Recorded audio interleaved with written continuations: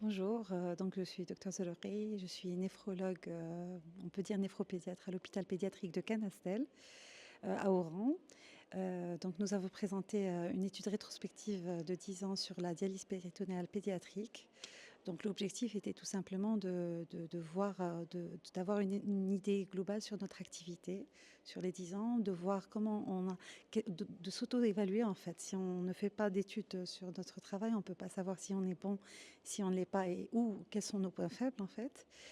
Et voilà, donc on a pris en compte tous les enfants âgés de moins de 15 ans et demi qui ont bénéficié d'une dialyse péritonéale, Inch'Allah, d'une grève rénale.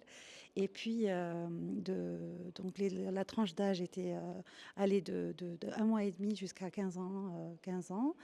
Et puis, donc, et on devait évaluer jusqu'à la durée du suivi, aller de la mise en place du cathéter de dialyse péritonéale jusqu'à soit l'orientation néphro-adulte, soit la transplantation, soit en conversion de l'hémodialyse, soit au décès malheureusement.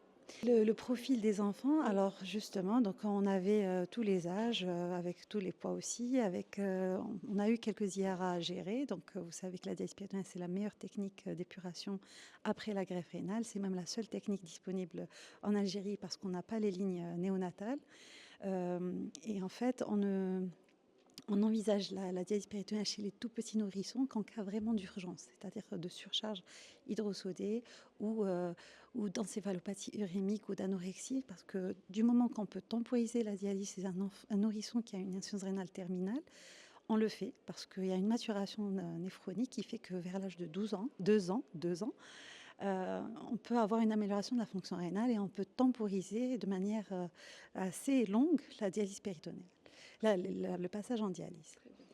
Bon, alors, on a eu, en fait, le fait d'avoir accès au cycleur, ça a transformé notre prise en charge. Tout simplement, maintenant, on n'a plus. Vous savez que l'enfant, il a un péritone hyperperméable, donc on a besoin de cycles courts, d'autant plus que l'enfant est petit.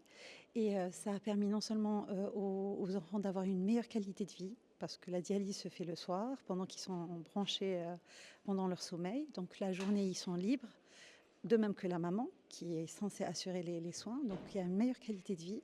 Et puis il y a une meilleure contrôle de la surcharge hydrosodée et moins d'accidents de surcharge, on va dire.